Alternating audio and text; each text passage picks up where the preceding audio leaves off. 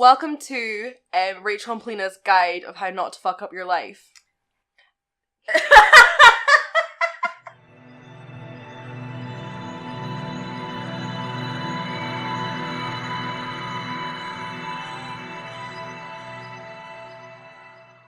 Hello.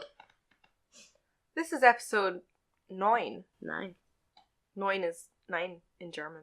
Look at me. Dziewiąty in Polish. It's... I can't even remember. 9 in French.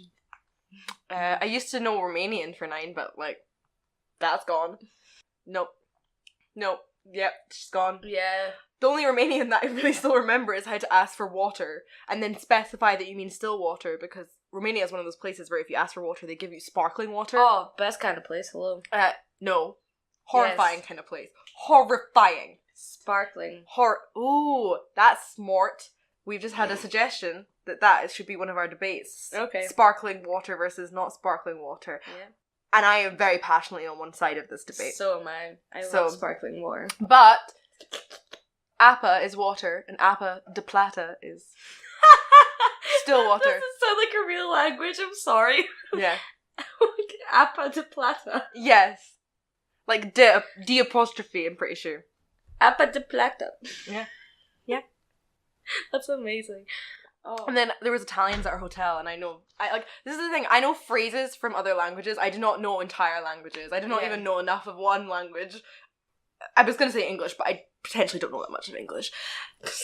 But, so things like, I know how to say either see you tomorrow or see you soon in Italian. Nice. So see you tomorrow is ci vediamo domani, and see you soon is ci vediamo dopo. That's cute. And then, what I do know a lot of in other languages is swears. Like, I know a lot of Italian swears. Mm-hmm. Suka means bitch in Russian. And in Polish. What my mum always used to say was Scheiße, so that she didn't swear in front of the Scheiße. children. I just love German. Yeah. Or she would say Such Scheißehause, which is shithouse. Shithouse. Or she would say, I think was it Merd? Merd. And then, fermez la bouche. I remember learning that as a kid, being like, shut up, and everyone was like, ooh, but it's in French, so it's okay. Like, how middle class. I'm swearing, but it's in French, so it's fine. It's completely fine. I'm Yeah. not gonna get in trouble. Yeah. But yeah, so Italian swearing is fun. It sounds not like swearing. Merda. Vaffanculo Vaffanculo. means fuck you. I like that. And then there is, what am I trying to say? There was one that was like regional, so it was like slang to the area I was in, which is what the fuck, and it's Marema Mayala. Oh, that's funky. Yeah. But like my tongue would get tied trying to say that. But I pick languages up really quickly. Like, this is what really annoys me. So I did so many years of, I did 6 years of French at high school and primary school. And has that gone in? God, no. Because they teach it so badly. Like, in the UK, the way that they teach language is it's so theoretical. They teach you all the grammar and how to, use verbs in different tenses and what all the tenses are and all these things. And you're so focused on all the rules that you can't construct sentences because you're overthinking everything. Yeah. And it's like, that's not how you learn language. Like, when you're a kid, you don't learn the rules, you learn the words, and then you get taught, like, oh, you don't actually say those words in that order, you say it in this order. Yeah. Think about when someone comes over here and the English isn't their first language and they're not got the best grasp of English. Yeah. You understand them way more if they say something in the wrong tense than if they use the wrong word, but the right tense. Like, if someone says, instead of saying, I went for a run today, but that's actually is present tense, or but they say, I've gone for a run today. You're not going to be like, oh, sorry, I don't understand you. That's the wrong way to say that. Yeah. So I think, they should teach words and just, get you speaking more than reading or writing. Conversational, yeah, because, I'm fluent in 2 languages, so, from the brief little part that I remember of not being able to speak great English, I just picked it up. I mean, I was, I learned some, English in nursery, and, And then I was like, chucked in, and I was like, fuck. And I could understand a lot more than what I could say. Mm-hmm. And then it just happened. It was like, oh, okay, I'm speaking this language now. Well, yeah, because like I went to Italy for 2 weeks. No, that's absolute rubbish. I went to Italy for a week. Mm-hmm. With the Italian exchange that I did in high school. And, you know, I came away from that knowing, you know, I couldn't have held a conversation with anyone. Yeah. But after a week, I'd picked up the most words out of anybody on that trip. I pick up these things really quickly, but I'm not going to pick it up because if someone tells me a rule, I'm one of those people who, like, I will try and work it out, or like, if I know one of the grammar rules, I'm going to be way too focused on trying to use that, or like the right, was it like gender for the word? Yeah. And all das. And you know, all of these things, and it's like, yeah, unless you're an absolute cunt, you're not going to turn around and be like, I'm going to pretend not to understand you because you used the wrong you know, I guess like culturally, like, the only potential issue of that is when it comes to how to address other people. Yeah, actually, I'm thinking about it because Polish has like feminine, masculine, neuter words, and it would be really funny to hear someone say it wrong. Like, really funny.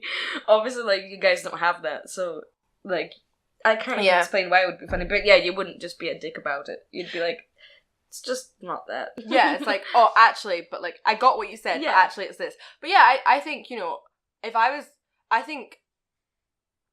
when you tell someone who's not from the UK or not from a Western country, like if I went to Poland and I said, I spent 6 years studying French, someone's gonna be like, well then you're really fucking fluent, aren't you? And I'm gonna be like, Stablo is pen. Yeah. And it's stilo. Yeah.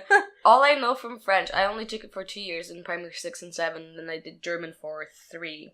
I did German for a couple as well, but again, yeah, all I remember is tête, épaules, genoux, pieds. Yes. Genoux, pieds. Yes. That's it. Les yeux, les like, oreilles, le menton, la bouche, le nez. Wait, what's le menton? Le menton, I don't know. Oh, see, we said les, it's like the eyes, ears, mouth, nose. Yeah. Nez is nose. Le nez. Nez. Nez? It's spelt nez. Yeah. Nez is nose. It's funny. But yeah, like, head, shoulders, knees and toes is one of the things that I remember the most. I can't remember it in German though. One of my strongest there's 2 very strong memories I have for French. 3. The reason I'm extending this is very important. The first one is we played this like detective game called Red Herring, but it was in French, and I can't remember what the phrase was. But yeah, basically it was like a murder mystery thing. Ooh. And I was the only person, I got my group to the right answer, because we had to you were listening to in the interrogations, but they were in French. And it was just this little game we played, and Bells are ringing in my brain. I think I might have done something like that. Yeah, and then you could tell when someone's heart rate went up or something. It didn't necessarily mean they were lying, or like, but like, yeah. Anyway, yeah. So you had to work out who did it, and or it wasn't like a murder. It was like dyeing someone's hair. It was like, yeah, kid version of a murder mystery. yeah. You got my bags wrong. Yeah, exactly. The other one was we watched this film called Les Choristes, and that was an amazing film. It was absolutely amazing. It was one of those things where, you know, when you there's 2 kind of films you watch in school. There's like, oh, everyone already knows this one, so this is going to be fun. Or there's the like ones where you're like, oh, this is really boring. This is really boring. Why are we made to watch this? But this was one of those rare outliers. That one, and a film I watched in RE called To End All Wars, which was Christian. It was, like, in the sense that religion was a very strong theme throughout it. The point where, like, but it was about British and American prisoners in Japanese war camps in World War II. I did have a big argument with my RE teacher about it, because he was like, it's World War One. And we'd been learning about it in history, so I was like, honey, no, it's not. Because in World War One, we were allies with Japan. Yeah.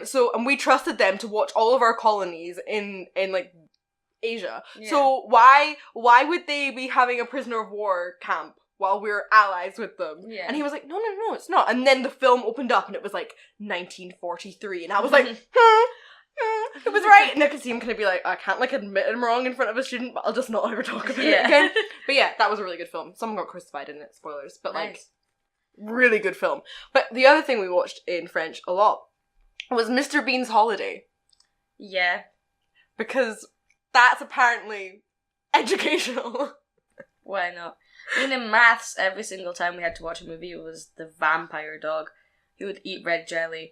And then I had the same math teacher for about, like, 3-4 years. And every single fucking time we had that same movie, and he would always claim he has no idea what it is, and I just found it, and like, it's like, we might as well just stick it on. So I think it was like his favorite movie of all time or something. Oh my god. No, so, you know, whenever it was the end of school and like people bring in DVDs so you could watch them the last day? Yeah, we just had them in the library. Oh no, people were allowed to bring them in. Like, one day we watched Superbad. You were allowed to see that in school? I mean, no, but someone brought it in, and yeah. I think our teacher kind of didn't know what it was, and once it was on, it was too late. Like, and it was a double, so we did manage to get the whole way through it. But what would always happen was, because you could never watch a whole movie.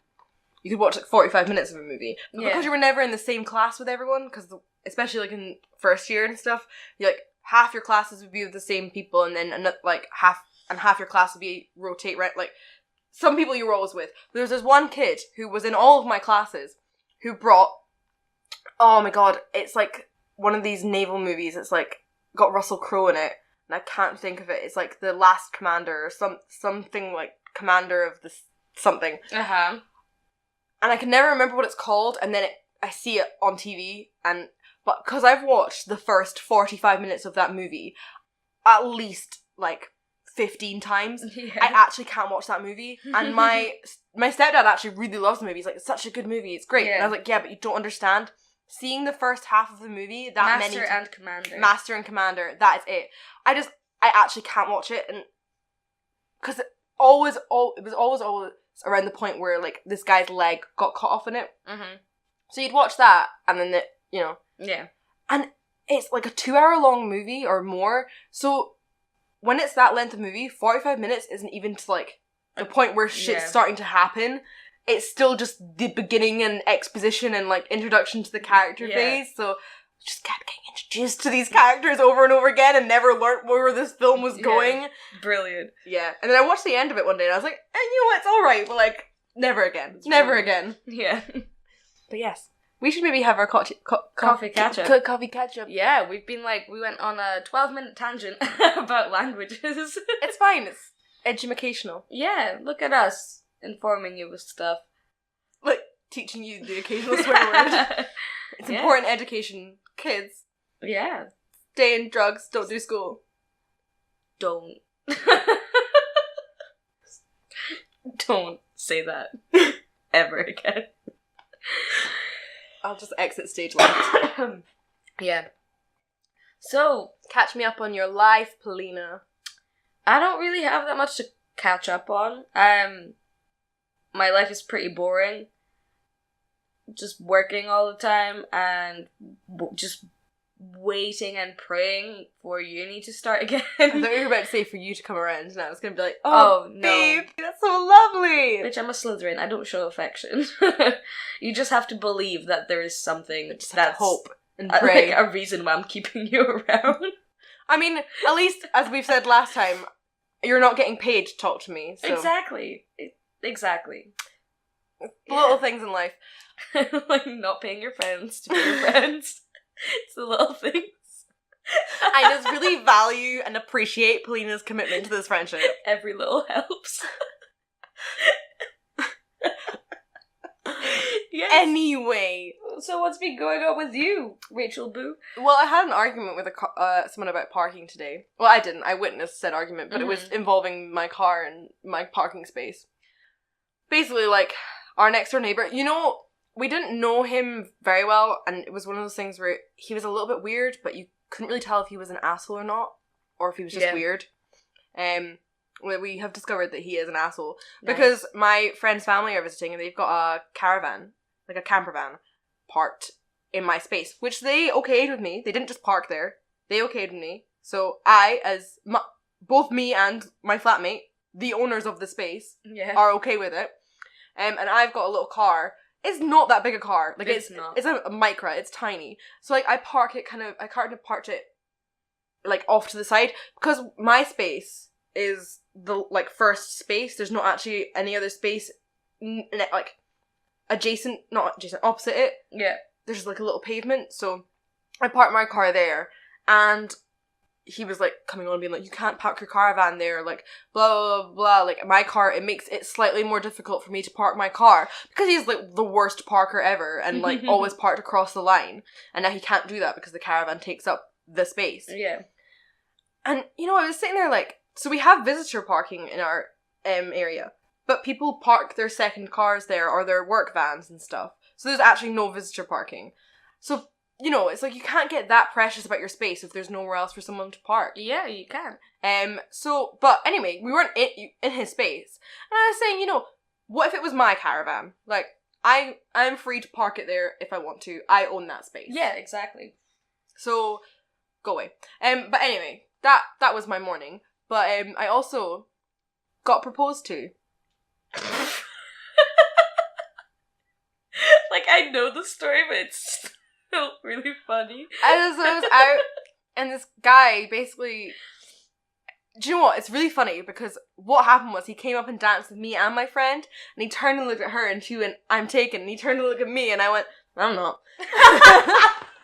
So he, like, turned his attention to me, and so yeah, like, and then he just turned around at one point and was like, you're the girl I'm gonna marry. But he was really drunk, so I was like, oh, it's probably just, you know, he thinks that that's a nice thing to say while he's drunk, and he thinks that, like, that's gonna make my heart all go like, oh, someone of the opposite sex thinks I'm worth marrying. That would make my heart fall out of my butthole. Like, gross. I was also a little drunk, so, like, it was less horrifying. Yeah. But I remember turning to Laura, my friend, and being like, this is, like, potentially worrying. Like, if he's just drunk and saying it, different story, because, like, people say stupid shit when they're drunk.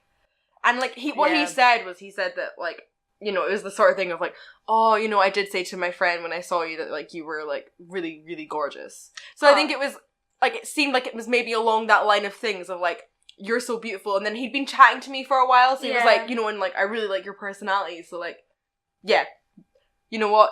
Wifey material. But... That's a compliment. But I messaged him sober, and two things. One, he's just as intense sober, in which case, like, that ain't for me. Yeah. Goodbye. But also, he doesn't text right. In that he asked me, how are you? With a R, the letter R, and then the letter U. And I'm sorry. Like, it is the most, like, nitpicky thing ever. But, like, no. It's not even that nitpicky because, like, if you were messaging that person and they spoke like that, you would feel like you're messaging someone in high school. And it's like, no. Like, either you haven't left high school, or, and this is gonna sound really awful, but, like, you're an idiot. Yeah. And, as in, like, you truths. You have, like, 2 brain cells. And I'm sorry, but, like, that's not attractive to me, because... Yeah. Maybe there's a girl out there for, like, waiting for you who also spells like that. Yeah, like, you know... She probably wears cheetah print on a daily basis. I mean, my friend Nadia, she's very intelligent, but, like, holy shit does she wear a lot of velvet and a lot of leopard print. I can't. And, like, giant hoop earrings. Fair. But, like, she's aware that she is living that life. Yeah, exactly. So... And, like, not trying to be that, like, really judgmental, but it's just, like... It's one of those things where one thing that I really enjoy doing, in case you haven't worked out because I have a podcast, is I like talking. And... It's like, I actually fucking hate it. But, like, I like talking about interesting things, and, like, with an in-depth analysis of it. And I'm not saying that I need someone who can necessarily go, like, is, like, Harvard educated and can give me an essay on any question I ever ask them. Yeah. But, like, someone who can at least appreciate that conversation. Or maybe, you know, have opinions, and that, it sounds really awful, but, like, if when you see stuff like that, you're thinking, this is the sort of person who just doesn't think about these sort of things ever. Probably doesn't read. I mean, that's fine. If you don't read. But, like, if that's how you're spelling, please read a book. But, yeah, it's like, you know, you're not just saying, it's not just like, oh, that means that he doesn't type very well. There's all these connotations that come with it, and, like, those are the things that I'm not interested in. Or, like, you can't even, like, spare me the extra 3 seconds it would take to add the other letters to those 2 words. And as much as, like, I'm totally all down for informal, like, texting, I feel like in the initial stages... Yeah, I'm really bad for that. There's one short, like, hands up, like, I will say, I will type B-C as because half the time I can't be bothered to spell because, but, like... It's usually if I have a story to tell, and I'm like, I do my multiple message, bloop, bloop, bloop, bloop. So I'm a multiple messenger too. Yeah, rather than a paragraph. Yeah. But I think it's one of those things that you can tell when it's someone who's just shortening a word because they're about to type a lot. Yeah. And you can tell when that's someone who types like that all the time. Yeah. But anyway, from that... Yes. We're going to move on to today's topic. Yeah! Which is life lessons. Because clearly we're qualified to give you life lessons. Welcome to Rachel and Polina's guide of how not to fuck up your life. Silence for the rest of the video. So, as experts of fucking up our lives, we're going to tell you what not to do. Yeah. Well, yeah, learn from your mistakes, bitch. We are here to share our wisdom. Yeah. So, the segue is that if someone is drunk and intense, they are very likely sober and intense. Yes. And yes. That's not for me. No. If that's for you, then great. Find an intense drunk person and then meet the sober intense person that they are. John, I'm really annoyed that, like, there's so many people I know that would be super, super, super into intense people. Yeah. And they never find them. They find people who, like, can barely spare them a minute. Yeah. Or, like, not can barely spare them a minute, but, are, you know, they're Chill. busy and they're like, oh my god, he just never messages me, and it's like, because he works, like, a lot, and, you know, so, like, he can't message you at, you know, 2 p.m. because he has a job, you know. And then I meet the people who I'm like, oh, I'm busy, and they're like, I want you to message me every second of every day, and if you don't, I'm gonna get really panicked, and I'm gonna message you multiple times. And I'm like... That's scary. Like, initial stages of, like, anything, like, multiple messages are, like, a test. Because, like, sometimes they're completely fine, and you're like, okay, cool, beans. But, like, if it's you haven't responded to me, are you okay? Why haven't you messaged? Like, have I done something wrong? It's like, red flag. Yeah. So, I always, for me, because I do send multiple messages. So do I. But when I first start messaging someone, I don't, because it comes across as like, pay attention to me, pay attention to me. Yeah, like needy and, I mean, hey, maybe you are, maybe you're not. Like, you're just wanting to talk and spend time with that person. But you can't go to that extreme. There's, like, hardly any commitment there yet. So it's like... But I think for me, the way to break that, like, initial multiple text thing is if you're out and about and you've messaged them and they haven't replied, and then something interesting happens that you were going to message them about anyway, and you're like, rather than waiting for them to reply so I can be like, oh, also this happened, just be like, oh my god, guess what? Yeah. And then message that. Yeah. And then if you get patched, you don't send anything else. But, like, you know, I think, there is a difference between I'm sending you another message because I want to talk to you and, like, or I just want to share this thing with you, and you've not replied, so I'm not going to wait for you to reply just to tell you this cool thing. Yeah. And there's, you've not replied, hey, hello, please pay attention to me, like, I'm starting to worry that you don't like me, and now I'm having this big downward spiral, and, like, if you could just reply to my message, that'd be great. And I'm letting you know I'm having this spiral. Yeah. Or, like, hello, you haven't, excuse me, rude, you and haven't replied. And it's like, oh, all of a sudden I feel the need to reply. It's like, nah, you just ghosted yourself, bitch. Yeah. Like, oh, yeah. I feel really bad, like, because I just ghosted that proposal man. Yeah. I mean, I ghost people as well. Like, it's horrible, and I do not like it, but if it's, like, I can't even hey, maybe it's a bad thing. Maybe I'm a bad person with that. And guess what? Fuck it. I'm not perfect. I'm gonna ghost you if you're too intense. I think it's because, like, if you're too intense, you're also the type of person to not understand that I don't like you because you're too intense. Yeah, and like, and it's not like I've always done this. Like, I've just had people, and who were like intense, and I was like, look, sorry, like, no thanks. And they got like aggro and like super defensive, and it's like, oh, okay, well, that's making me feel shitty for some reason. Yeah. For a conscious decision that I'm wanting to make.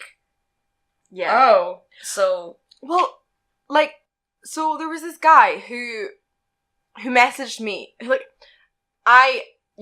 one night stand type situation, but he knew someone who knew someone I knew, sort of thing. So, like, very loose connection. Yeah. So we got Adam on Facebook afterwards, because I was like, you know what, maybe I would go and see you again, actually, because, you were fun to talk to. And then, he was just messaging a lot, so I was like, okay, not for me. And I actually asked the person who knew him, is he the sort of person who, if I message and be like, actually not really interested, he's gonna take that? And he was like, my advice would be to ghost him. So I got told to ghost the guy's friend. Yeah. The friend of the friend. But yeah. So I was like, okay, well, that's the advice. So I did. And like, hey. And then like another month will go by. Hey, how are you? And like, eventually after maybe about 6 months, he messages me going, why are you ignoring me? So I had to be like, I'm really sorry, but I'm just not interested. And he was like, but you shagged me, pal. Oh my god. And I was like, right. Life lesson number 2 coming in here. You call me pal. Don't call someone you fucked pal, ever. Just fucking don't. Like, it's rude. Like, you wouldn't just turn around to a guy that you slept with, even if there's, like, no emotional connections. It's be like, oh, hi, pal.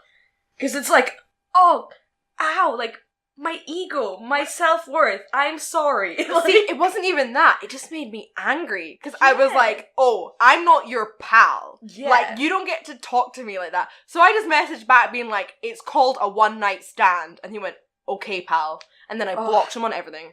And he still likes my Instagram posts. So, like, oh, who won that situation? What a pal he is. Yeah. But I don't know, pal's one of those things that, like, an old man calls you in the pub. Or bud. Like, Bud.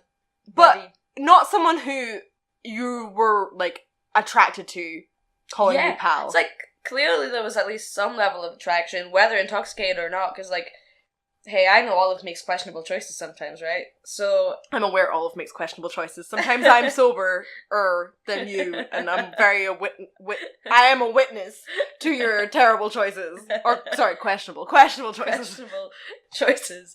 So, like... Yeah, and then you, like, think about it the morning after, and you're like, fuck. But, like, you can't completely discredit the fact that there was something. Yeah. I'm not gonna go call them pal.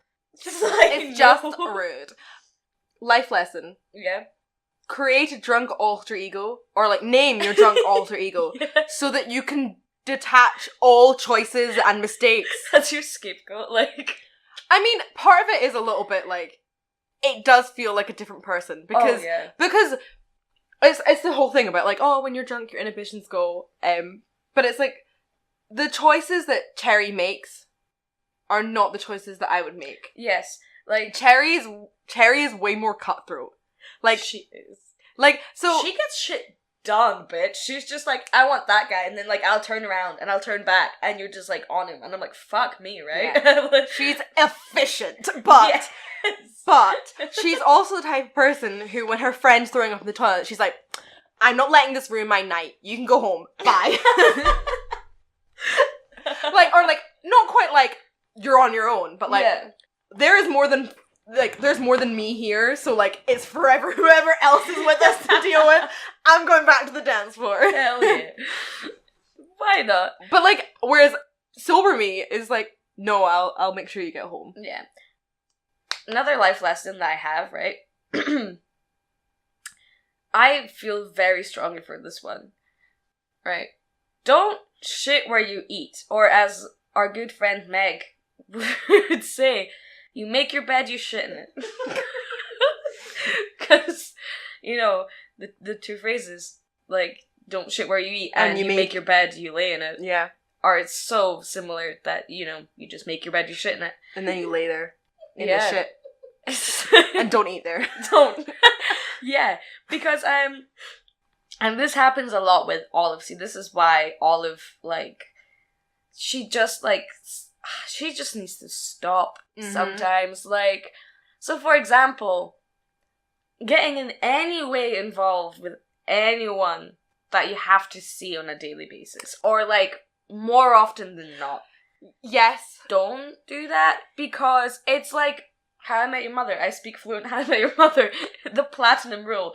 Don't love thy neighbor. Yeah. So, like, that is the best thing I've ever seen. Like, first of all, it seems like a great idea. You're like, well, no, first of all, there's, like, the attraction. You're like, oh, okay. And then there's, like, yeah, no, this is a good idea. And everything's going great. And it's just super convenient because they're basically always, or, like, a lot of time there. Mm-hmm. So it feels nice. But then when it goes to shit, because it almost all the time does. Positivity. Yeah. I have a great outlook on relationships and everything like that. So when it goes to shit, you have to see that person so often. And it never gets not awkward. Never gets not awkward. Okay. So I have, like, I'm completely split about this. Uh-huh. Because, while I agree that yes, if it's... Okay, so for example, I'm trying to think of a way to do this that's not going to be very explicit. Uh-huh. I don't think there is. I maybe have backed myself a bit into a corner. But if it's someone that you genuinely are going to see, like, a lot, like, they're already... When I say they're already, you see them, like, 50% of the time that you're awake anyway. Whether that's, like, work, whether that's college, whether that's whatever else you do in your life. Like... you know, maybe not. But it depends on the type of person you are. Because, like, for me, that can be too much. Yeah. Like, seeing someone there, and then, you know, because that's not time that you're spending with them as a couple, that's time you're just spending with them, and it shouldn't be time you're spending with them as a couple. No. Like, if you're the type of person who you're dating someone at work, and then you're all coupley at work, no. Just stop. No. Yeah. But, you know, if you still are seeing them, and you're still spending time with them, it's just not as a couple. And for me, like, that got a lot to be spending time with someone a lot of my day, and then spending time with them a lot afterwards as well. That too much. Yeah. Sensory overload. Yeah. I'm the sort of person, if I see the same person all the time, 24/7, I'm going to want to kill them, which is why me and my flatmate sometimes need time apart. That's just a human thing. You just need time apart from people that you see regularly. But, like, if you've got a lot of other shit going on in your life, and so, for example, like, with a part-time job, and you've got other stuff going on in your life, you're not seeing them as much. Yeah. I think maybe that's more okay, because that's so much of like a tiny part of your life that... Because I think part of the thing is, if you are, like, shitting where you're eating... Yeah. That whole conversation of, like, how's your day been? Can't happen, because it's like, oh, you were there. It's like, oh, yeah, you seen that. Cool. Yeah. Yeah. And that's, like, you know, it's nice to be like, oh, okay, so I got to tell you about Stephanie at work. You will not believe what she did. But I don't work with anyone called Stephanie, just, like, PSA, in case you think I'm about to shit talk someone I work with. It's like, calling out. Yeah. You know, like, so if you can't do that, if you can't talk about some part of your life because they're there for most of it, I think that's where...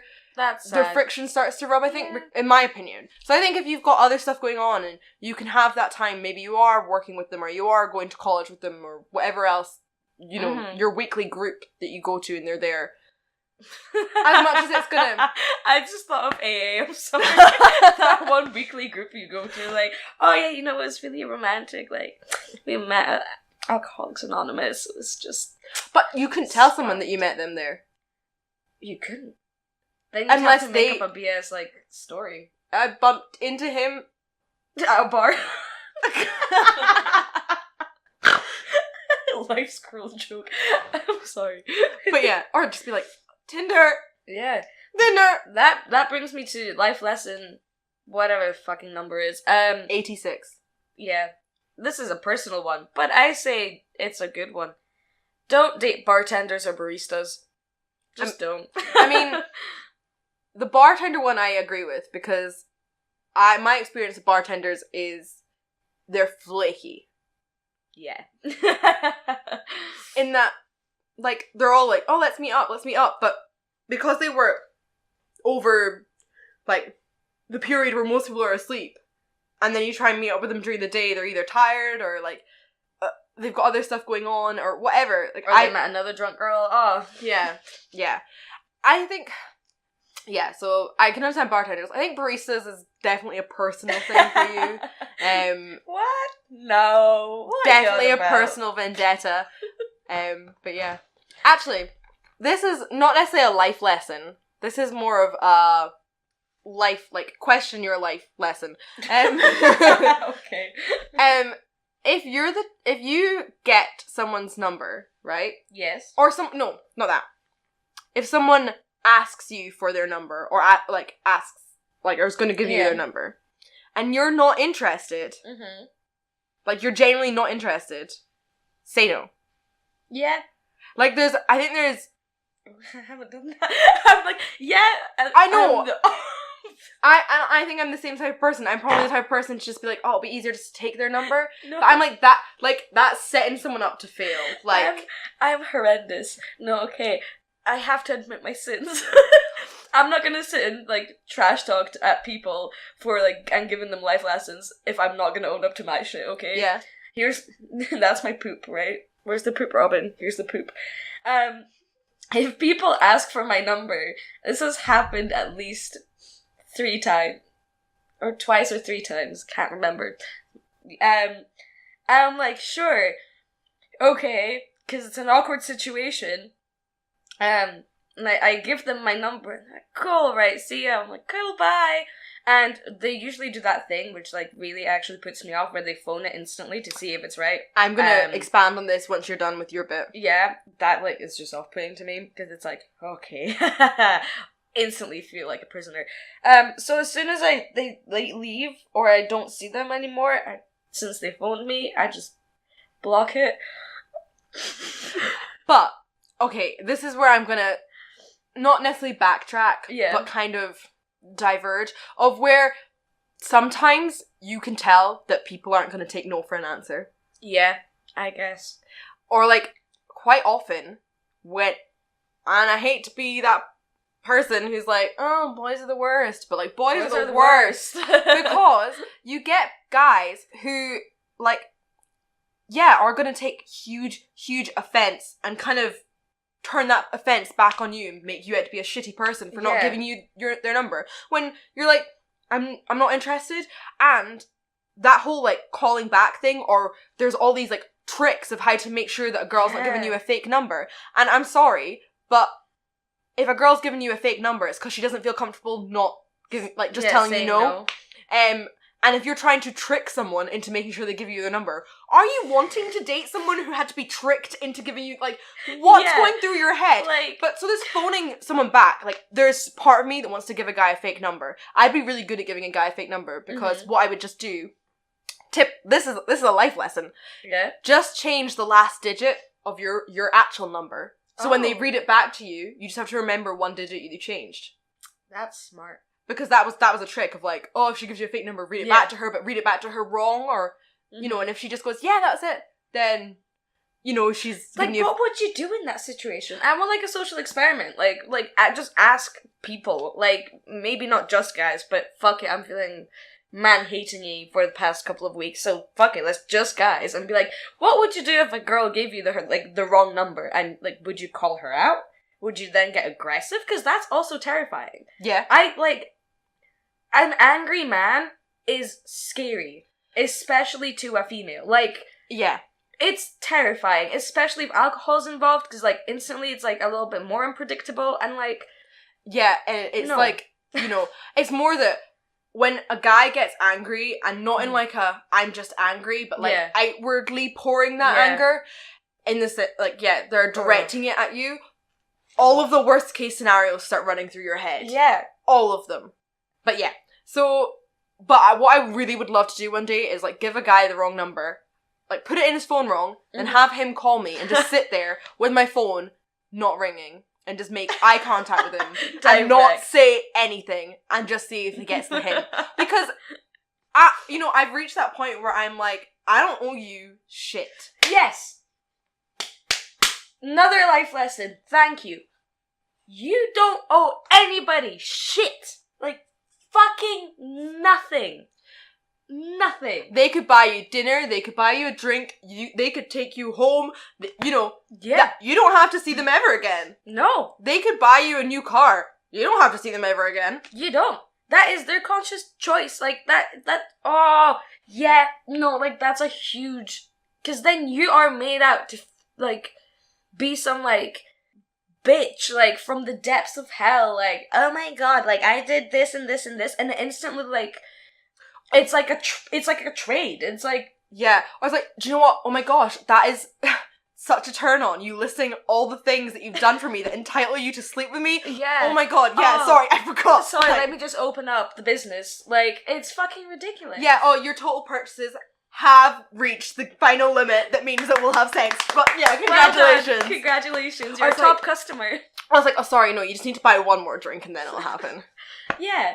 It's like bull. It is bull. It's like a loyalty card. Yeah. I'll get them. Like, I'll just make myself a bunch of loyalty cards and just hand them to people. Yeah. Just to make a point. But it's also, it's this whole, life lesson. Yeah. Life lesson. Nice guys don't exist. As in, hashtag, quotation marks, hashtag nice guys. Yeah. Because those people who turn around to you and are like, oh, I'm just such a nice guy, right? Yeah. I'm sorry, I've met people like that, and what they are looking for is they're looking for someone, they're like, oh, I'm really attracted to this girl, so therefore I should be able to sleep with her. And that means that there's just something I've got to do. I've either got to, like, convince her, or I've got to buy her this thing, or I've got to be her friend for X amount of days. And then it'll happen.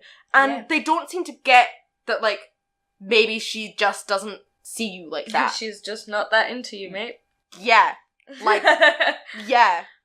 It's like, that's a thing. Also, like, I've been trying, I had a debate with a male friend of mine about this. Yeah, he's great, like, because he was, like, genuinely curious. He was like, what's the difference between, like, a guy in the friend zone, like, and just a guy? Okay, the friend zone does not exist, I'm sorry. Right? No, but, like, it's not like we consciously put you in the friend zone, it's just that we do not see you like that. That's why I was trying to, like, because he was like, okay, but, like, imagine this. So you're with this guy, and he's a great friend, you get on so well, like, you love spending time with him, and so, like, why not sleep with him? And it's like, do you see me sleeping around with all my friends? Like, is it just because you have a penis, I instantly have to be like, oh my god? It's like, no, it's a weird chemistry thing. Because then that implies that someone who is bisexual will want to sleep with every person that they ever get on with. Yeah. Like, it's just... Exactly. But this is what I mean, the friend zone, as in, like, we sit there and we go, okay, we're gonna put you in this zone and we're gonna put this person in this zone and you can break out of the friend zone. Like that whole thing does not exist. I'm sorry, but, like, it's not. You're a friend to me.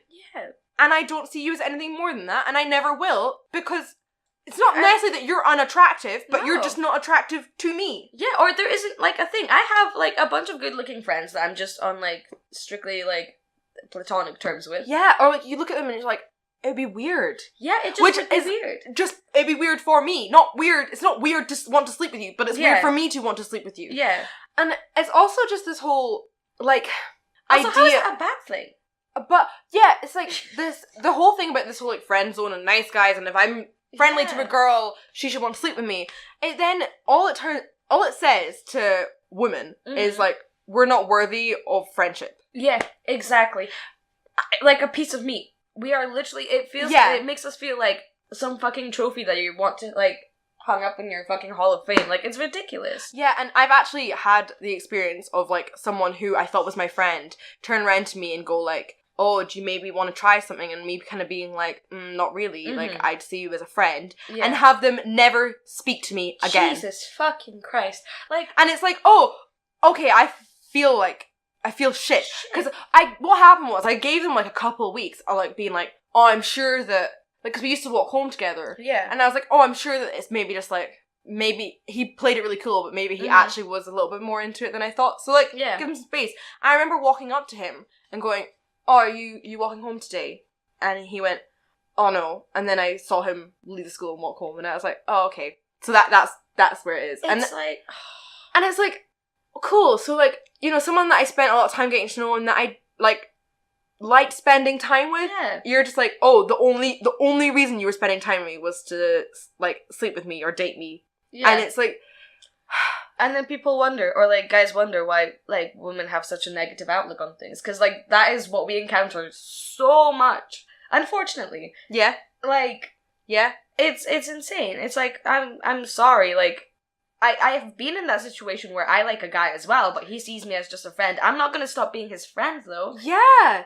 Because it's like, you know, I like you. As a human being. Mm-hmm. And also happen to be sexually attracted to you. And if you're not cool, I maybe will just need some time inwardly to, like, work through that and, like... Yeah. Because you can't just delete feelings, but, like... Yeah. You can try. Yeah. Life lesson 3. You can try to delete your feelings. But I also think that, like, you know, you do eventually get over that. You do. Because you see that prospect, because it wasn't anything but a prospect, or like a possibility. Mm-hmm. Since that's impossible, it's better to retain a great something like a friendship that you have, which is a real thing that is existing, over like fucking that over just because you can't get over the fact that he doesn't want to like put his dick in you. Like, yeah, but also it actually makes me think of something that someone once told me, of where they found out that I liked them, but that, like, a couple of weeks before that, I'd kiss someone else. And they were really like, I don't understand how you could like me and kiss someone else. Mm-hmm. And it's like, because you didn't like me. So why would I sit there and go, just pine after someone, and, like, stop the rest of my life? You know? And that's also how you, like, that's a life lesson. How to get over someone who you never dated. Because you just had a crush on them and then the crush got crushed. It's just like, just kiss random strangers in clubs. Go have fun with someone who's not or rather, like, try and attach those crushes onto other people. Because diverse it, reflect it like with a mirror. Yeah. But anyway, on those life lessons, I think we have summed up a lot of life lessons. We have. It was a very educational life episode, I hope. I hope that we weren't just talking absolute rubbish. Probably, but that's fine. You guys are used to it. We're consistent. What was our fuck, what was it? It was something about how lukewarm mess, that's what it was. Yes, we're a lukewarm mess. Mm-hmm. So, podcast. Polina, would you like to news up the situation? I will. I just opened my phone and it's just Russell Crowe. Do we have a jingle? We still don't have a permanent jingle. News. I'll take it. Sad news that I kind of actually know about. Samantha Eastwood death. Midwife found in shallow grave. Oh my god. So, midwife Samantha Eastwood was found in a shallow grave, wrapped in a duvet cover, and with tape around her eyes and face, a court has heard. The 20-year-old's body was found in Caverswall, Staffordshire, on Saturday, 8 days after she was reported missing. The pathologists have found no gunshot or knife wounds during initial tests of her remains. There is a Michael Sterling, 32, that is accused of her murder. Jeez. Yeah. The hearing will be on the 5th of October. Yeah. And he was her ex-fiancé. Oh, wait, no. Oh, no, Mr. Sterling is the brother-in-law of Miss Eastwood's ex-fiancé. Oh my god. Mm-hmm. That is a loose, not a loose connection, but like... Yeah. Jeez. Makes you wonder, like... if he did it because he had, like, weird feelings towards her. I feel like, okay, her being wrapped in a duvet is just, like, has all sorts of horrifying... And her eyes taped, like... That's not just, like... That's, like... crime of passion or whatever, like, accidentally happened. That's, like, deep, dark, twisted shit. Like, yeah. Or maybe it was, like, a crime of... It sounds, like, to me, it sounds like it was, like, a crime of, like, passion where they couldn't even... They, like, didn't want her to look at them, even when dead, or... Because I don't know how. But do you know if they did it before or after she I died? have no idea. It doesn't say. Well, they just found her body. Yeah, like... Okay. Let's just fucking continue on the man-hating, because, like, that's been the theme of this podcast. Yeah. This is what we mean when we say every worst-case scenario runs through your mind. Yeah, we're like, not saying that we think every guy's gonna be a psycho and kill us, but there's, like... to be fair, like, we have a lot of reasons to think of the worst-case scenarios and to believe them because, one, we've been taught... Yeah. To be scared of men, and it's not without reason. But also, okay, and I don't have the exact statistics here. Yeah. But statistically, the women are, I think, between like, the ages of like 25 and 35, or I can't remember the exact, are most likely to die because of domestic abuse. That's insane. Like, men are the biggest killer of women in that age. Yeah. Age range. And also, you know, serial killers and just, like, killers in general... Tend to be male. Tend to be white male. Yeah. Which, you know, if that doesn't say like, something... working, like, functioning in society, by the way. Like, quite often are, like, middle to upper class. You know, that if that doesn't scream, like, privilege... like, is not a good thing, then I don't know what does. But it's also just, you know, yes, women abuse other people. Yes, women kill other people. Yes. Yes, women rape other people, even if legally they can't. But yes, they do it. Yeah, they do, yeah. But, as a female, I am way more likely to experience violence, assault, rape from a male. Yeah. So, that's why... you know, especially a male who is romantically or physically interested in me. Yeah, because that could turn just... Yeah, it's like a kid getting their toy taken off of them. Yeah, this is what it is. This is why privilege is what causes people to kill other people. It's not the only thing, obviously. Yes. But, like, a lot of these serial killers, a lot of these mass shooters, are people who think that they can't hear the word no. Like, and then they hear it, and they can't handle it. Like, the world owes them something. Yes. Which ties perfectly back into, you don't owe anybody shit, and no one owes you any shit. Yeah. Like, you know, there was that one who, he had, like, a YouTube channel. Oh, God, yeah. And he talks about how this girl, like, didn't want to date him or sleep with him or whatever it was, and he just, it's like he can't understand why she's saying no. You know, and, you know, there's been so many stories of guys who've shot their schools up because a girl didn't want to go to prom with them or didn't ask them out on a date or whatever stupid reason. And, like, things like this. You know, girls, like, young females getting killed by, you know, people who have romantic interest in them and it doesn't go very well. Yeah. You know, this is why, like, we give out fake numbers to guys, and it's why girls have all these, like, tips and tricks for nights out. Yeah, which is fucked up. That shouldn't be the case. Yeah, like, you know, you talk to guys who go on these crazy nights out, and they're like, oh yeah, like, my friend was, like, throwing up in the street, and we just left them there, lol. And it's like, do you know why girls don't do that? It's not because, like, oh, girls are nicer to their friends. It's like, because if I left her in the street throwing up, I have no fucking idea what's going to happen to her. Yeah, and it's not like oh, God knows what will happen. It's like God knows what will happen to her. Like, we just can't do that. You know, we can't afford to take that risk. Yeah. to be so mindless and senseless even when we, like, our brain is intoxicated. Like, it's fucking crazy. And also, this whole thing of, like, you know, well, then maybe you shouldn't get so drunk, and maybe you should wear a shorter skirt, longer skirt, or maybe you should do this, maybe you should do that. That's not saying, oh, look after yourself. That's saying, make sure the other girl gets raped. Make sure the other girl gets killed. Yeah. Because there's always someone whose skirt will be shorter, whose top will be lower, who will be drunker, who will have less friends than you. Yeah. And she should be just as safe as me. Exactly. Also, it's never the victim's fault, no matter what gender they are. Like, it's never the victim's fault. I'm sorry, if you get robbed, does someone go, oh, yeah, but I mean, yeah, but your bag was like bright yellow. That was just asking for it to be taken from you. And like, did you keep like a mini safe with all your money in it? It's like, so they can't get it? No? Oh, right. Well, what did you expect? Did you not have pepper spray on you? Yeah, it's exactly. How fucking ridiculous is that? It's like somebody getting killed. Oh, did you not wear like a vest so like they couldn't stab you or shoot you? Like, that's just stupid. As you know, a guy does not go on a night out and think, I've got to watch my drink, I've got to do this, I've got to do that, I've got to do all of these things to make sure that I stay safe. They just go out and they relax. And we do, I'm not saying that I go on a night out and like, all I can think about is all of these things.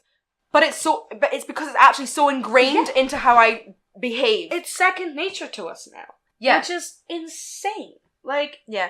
And it's actually, do you know what? Places that don't let you take your drink onto the dance floor, I actually have a real problem with. Because basically what it means is you're either asking me to basically just, like, chug my drink down, which is not a good idea. Yeah. Or you're telling me to leave my drink somewhere. Yeah. Girls want to carry their drinks in them at all time because they don't want to down it like it's a fucking shot, and they don't want to leave it somewhere where someone could do something. Because basically, if you leave your drink somewhere, you might as well just not drink it ever again. Yeah. Because you have no idea. Don't leave your drinks unattended. Like, that's just to anyone. That's a life lesson. And there's all these things that are like, oh, we've invented this nail polish that if you dip it in your drink, it'll show you if it's like, spiked. oh, sorry, I didn't realise I have to do that in order to have fun. Yeah. Like, the way to stop people being raped is to tell everyone. To not rape. Yeah. Like, just not, because the more that you blame the victim, the more it makes it okay, which I know sounds really stupid, but it's what you're saying is, like, it's not his fault. Yeah. It's yours. It's not his fault you were asking for it. It's not his fault that you changed his mind. Like, no, you changed your mind. And, you know, I've heard guys kind of say, or not necessarily guys, sometimes it's women. Yeah. But I've heard people say, yes, but if you're dressed like that, you know, yeah, it's like, you couldn't just pop a piece of meat in front of a dog and expect it not to eat it. And it's like, well, actually, I think you'll find yes, you could. Dogs will know what the word no means. Yeah, they're really well trained. Yeah. And it's like, and if they're not, then guess what? That's the owner's fault for not training them properly. Oh, it's, yeah, exactly. It's like, there's no, like, you know, actually, what stresses me out more than men saying things like this is fucking women saying things like that. Because it's like, oh my god, you've been, like, brainwashed. Yeah. This is the patriarchy, by the way. Yes, hello. Feminism. Oh, we got here. Eventually we got here. It's always back to this. And I want to reiterate this, and I feel like I shouldn't have to, because we can talk about issues that affect women without having to say that we also want to talk about issues that involve men, because it doesn't, like, if I was just talking about male suicide rates, I wouldn't have to turn and be like, but I also I do agree that we should be tackling women's suicide rates. That never happens, but if you're talking about something going on with women, you have to say the whole, I also think the patriarchy negatively affects men, especially when it comes, that's why male suicide rates are so high, because men aren't allowed to have feelings, men aren't allowed to speak about their feelings, and they keep it all bottled up, and the only way they can do it is to end their life. Yes. Like, and women think more about suicide, actually, is something I discovered. They think more about it but more men do it, because women are encouraged to talk about their feelings. Yeah. That's like, it's... So yes, the patriarchy negatively affects men too, and I totally believe that, you know, feminism is about finding equality for both men and women and making sure that people can just be who the fuck they want to be as long as they're not hurting other people. Yeah. And should not be negatively impacted for that. But... yeah. Going back to the original topic of men spiking women's drinks and being really shitty, and people who rape other people, it's not about, oh, I'm really attracted to her and I want this. It's about power. Yes. Because women were getting raped in the 50s when their skirts were down to their knees, and women were getting raped in the 1800s when their dresses covered their ankles.